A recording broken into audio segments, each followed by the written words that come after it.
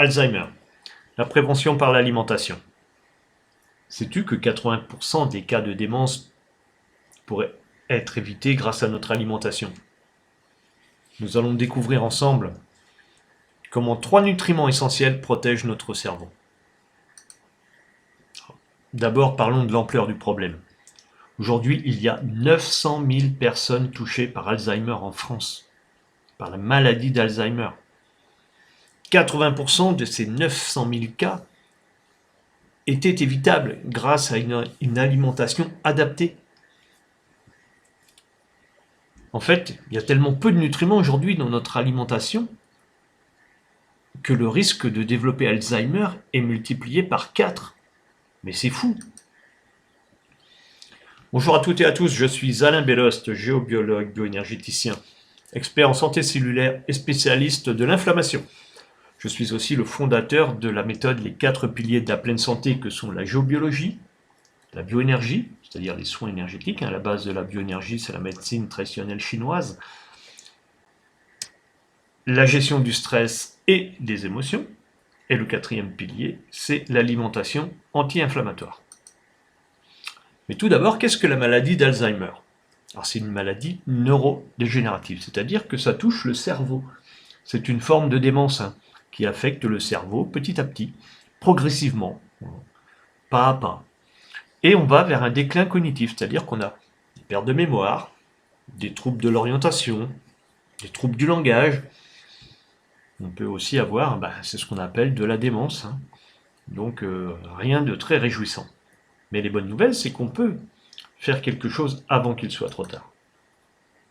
Donc des recherches, des études récentes aux Pays-Bas ont montré le lien entre mauvaise alimentation et la maladie d'Alzheimer. Donc cette découverte, cette dernière étude, c'est tout récent, c'est une découverte majeure donc, qui a montré le lien entre démence et carence nutritionnelle. C'est-à-dire qu'aujourd'hui, nous mangeons des calories vides. Il n'y a plus de nutriments ou plus assez de nutriments dans ce que l'on met dans notre bouche. Donc ça, c'est important, on va en parler. Mais tout d'abord, ce qui est important aussi de savoir, c'est que c'est une étude qui a été validée par la communauté scientifique. Donc elle a été validée et reconnue. Donc voilà, il y a longtemps que nous on le dit, mais cette fois, c'est prouvé par la science. Donc les 3 nutriments protecteurs dont il parle dans cette étude, c'est en premier lieu la vitamine D, qui est essentielle pour protéger notre cerveau, et je dirais la vitamine D3, pas la D2, la D3. Pourquoi la D3? Parce que c'est une forme végétale, donc c'est du lichen, donc c'est la seule forme, la seule vitamine D3. Ensuite, il y a les oméga 3. Donc là, par contre, on va être des oméga 3 animaux, donc ils sont issus des poissons gras. Donc ça peut être du saumon, ça peut être de la sardine, de l'anchois, du maquereau, du hareng. Donc ça, c'est important. Là encore, pourquoi des oméga 3? Parce que notre cerveau est composé en grande partie de graisse, et notamment des oméga 3. Et puis des vitamines du groupe B, notamment la B6 et la B12, qui aident à protéger notre cerveau, qui nous préviennent du déclin cognitif. Alors, la vitamine D, ce qu'on appelle le bouclier solaire.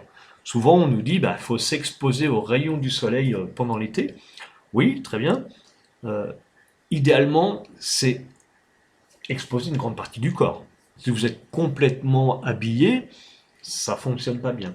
Il faut aussi, ça ne fonctionne pas du tout d'ailleurs, il faut que le soleil tape sur votre peau. Ensuite, idéalement, il ne faut pas de lunettes de soleil. Alors on peut en mettre dans la journée, mais quand on veut vraiment absorber de la vitamine D par le soleil, il faut enlever ses lunettes de soleil, parce que dans les yeux, on a des récepteurs de vitamine D. Et puis ne pas mettre de crème solaire, parce que ça fait un écran, et là, on ne va pas capter la lumière du soleil. Donc ça, c'est pour l'été. Par contre, l'hiver, il faut penser à se compléter, à se complémenter en vitamine D. Et je dirais, plus on avance dans l'âge, plus on a besoin de complémentation régulière. Je dirais même, passé 70 ans, il faudrait se complémenter quotidiennement. Donc, et ensuite, forcément, donc les sources alimentaires, les poissons gras riches en vitamine D, bon, c'est ceux que je viens de citer. L'avantage, c'est qu'ils nous apportent et les oméga 3 et la vitamine D. Alors, comme je vous le disais, les oméga 3 par la protection marine. Donc on a vu la vitamine D par le soleil, et puis notamment par le soleil, on a plusieurs sources de vitamine D. Et là, la protection marine, donc les poissons gras, saumon, maquereau, sardines, anchois, et il y en a bien d'autres, sont d'excellentes sources d'oméga 3 protecteurs du cerveau. Donc ça nous permet de diminuer le risque de démence, selon les experts, dans l'étude, c'est ce qu'ils ont mis en évidence. Et donc le double bénéfice du poisson gras, qui nous amène les oméga 3, et en même temps de la vitamine D. Et je dirais même aussi quelques polyphénols qui sont antioxydants. Alors les vitamines B, bon, on les appelle les gardiens cérébraux, donc la B6 et la B12 notamment. Donc c'est essentiel pour, je dirais, arrêter ou ralentir le déclin cognitif et ne pas atteindre la maladie d'Alzheimer. Il faut savoir que aujourd'hui, les gens, donc il y a de plus en plus de gens atteints d'Alzheimer, mais ça commence de plus en plus tôt. Il y a des gens qui commencent à développer Alzheimer à 40 ans. Donc ça devient très très inquiétant. Il est temps de réagir, on peut faire du préventif. Donc les sources alimentaires en vitamine B, on va avoir les légumes verts, je dirais tous les légumes verts, et puis ils ont un autre avantage, c'est qu'ils amènent du magnésium par la chlorophylle, ce qui donne la couleur verte à la chlorophylle, c'est le magnésium qu'il y a dans la chlorophylle. Donc on peut manger différentes noix, on peut varier les sources de vitamine B. Donc avec des noix, on va amener aussi certains oméga essentiels pour la santé. Donc il y a les lentilles et il y a les haricots. Donc vous verrez qu'au fur et à mesure des vidéos, on parle beaucoup santé, donc je vous invite à vous abonner à ma chaîne pour ne rien louper, activer la cloche des notifications, comme ça vous ne louperez pas les prochaines vidéos. Donc voilà, des études sur la glycémie, forcément que plus on va aller vers le sucre, plus on va inflammer notre cerveau aussi, et ça va faire un effet boule de neige. Donc le fructose, un ennemi caché. Avant, le fructose était un sucre de qualité, de bonne qualité, il était sain pour la santé. C'était un mécanisme ancestral, c'est-à-dire qu'il alimentait notre cerveau en sucre. Aujourd'hui, le fructose n'a plus de qualité. Dans les fruits, à moins d'avoir des fruits bio et encore, j'en passe, le bio n'est plus du tout ce qu'il était. Avant, c'était fruits, les légumes nous amenaient aussi un peu de fructose pour certains, et puis du miel, qui contient du fructose. Aujourd'hui, il vaut mieux manger des myrtilles que de prendre du miel. Ça amène beaucoup plus d'antioxydants. On va réduire l'inflammation du cerveau grâce à tout ce qu'on appelle, alors ce sont des polyphénols, mais des anthocyanes, donc toutes les baies de couleur bleue. Alors, l'évolution du fructose, ce que je disais tout à l'heure, en fait, à la base, il était de très bonne qualité.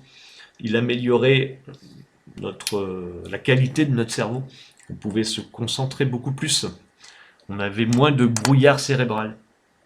Et aujourd'hui, les recherches montrent que notre vie moderne, entre guillemets, avec le tout raffiné, on crée de l'inflammation dans le cerveau. Et on développe des maladies qu'on appelle cognitives, donc Parkinson, syndrome pyramidal, perte de mémoire, la démence, et bien sûr Alzheimer, qui est le sujet de cette vidéo. Alors, les recommandations alimentaires.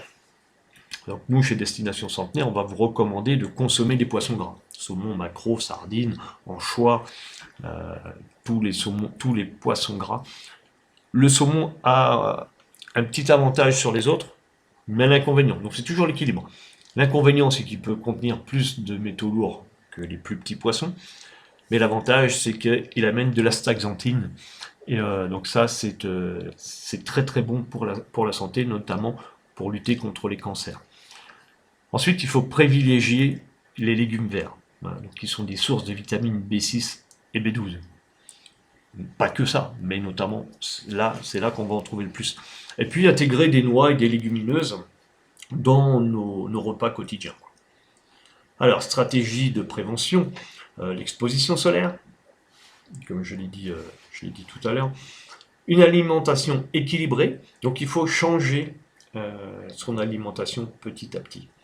Un contrôle glycémique, donc maintenir une glycémie stable. Alors, contrôle glycémique, ça ne veut pas dire se piquer au bout du doigt, faire un petit dextro, ça veut dire que essayer de supprimer tous les sucres rapides, tout ce qui est sucre raffiné. Comme ça, on va avoir un contrôle sur notre glycémie, on va avoir une glycémie stable. Et puis, si vous voyez que les premiers signes commencent à arriver, ben, je vous inviterai à aller voir votre médecin. On doit aussi travailler avec la médecine allopathique. Donc, impact de la recherche. Donc déjà, aujourd'hui, on a beaucoup d'études qui valident ce qu'on dit depuis des années. Et plus les études sortent, plus ils insistent bien sur l'effet alimentaire, notamment en préventif. Il faut essayer de travailler en préventif sur le cerveau, c'est important. Donc des préventions accessibles, donc avec des solutions nutritionnelles à la portée de tous, effectivement. Si comment dire, on réapprend à se nourrir comme il faut, qu'on suit des conseils de base, ben, il n'y aura pas de problème. Vous allez retrouver déjà une meilleure santé, un meilleur cerveau. On va arriver aussi à faire baisser le stress. Enfin, vous allez mieux fonctionner et donc vous vous sentirez en meilleure santé. Vous perdrez du poids aussi naturellement. Vous rejoindrez ou retournerez à votre poids de forme. Donc voilà. Donc pas de panique. Je sais que ça fait peur, les problèmes cognitifs, notamment Alzheimer, mais on peut faire des choses. La réduction massive de ces cas de démence est possible grâce à des changements d'habitudes alimentaires. Donc c'est bien des habitudes alimentaires qu'il faut changer. Et donc on va passer, grâce à la prévention, on va aller à la guérison. Donc agir maintenant pour demain, bah oui, effectivement, il faut faire une prévention active. Donc on peut changer dès aujourd'hui à quelques habitudes alimentaires, aussi quelques habitudes sociales, entre guillemets. Globalement, notre mode de vie. Mais on ne change pas tout d'un coup, on y va petit à petit. On peut vous accompagner. C'est notre métier, donc d'accompagner les gens à aller vers la meilleure santé, à apporter des changements sains pour la santé. Donc voilà. On ne travaille pas que sur la nutrition chez Destination Centenaire. Donc on travaille en biologie humaine, en neurosciences et en nutrition anti-inflammatoire. Et puis après, il faut partager les connaissances avec nos proches, nos familles, nos amis. C'est important, tout le monde a besoin de ces informations-là, donc n'hésitez pas à partager cette vidéo. Elle peut servir à des gens dans votre entourage. Donc voilà, c'était Alain Bellost. Ensemble, changeons des vies. Si vous le souhaitez, je vous ai mis mon adresse mail à belost11@gmail.com si vous souhaitez échanger. Ou alors, vous pouvez scanner le QR code, vous pouvez le flasher avec votre téléphone et puis prendre un rendez-vous. Je vous offre 30 minutes de mon temps pour échanger sur différents aspects de la santé. On n'est pas obligé d'échanger que sur la partie Alzheimer ou cerveau. On peut échanger sur plein de domaines qui concernent la santé, les habitudes de vie. Voilà. Donc, au plaisir d'échanger avec vous. Merci d'avoir regardé cette vidéo jusqu'au bout.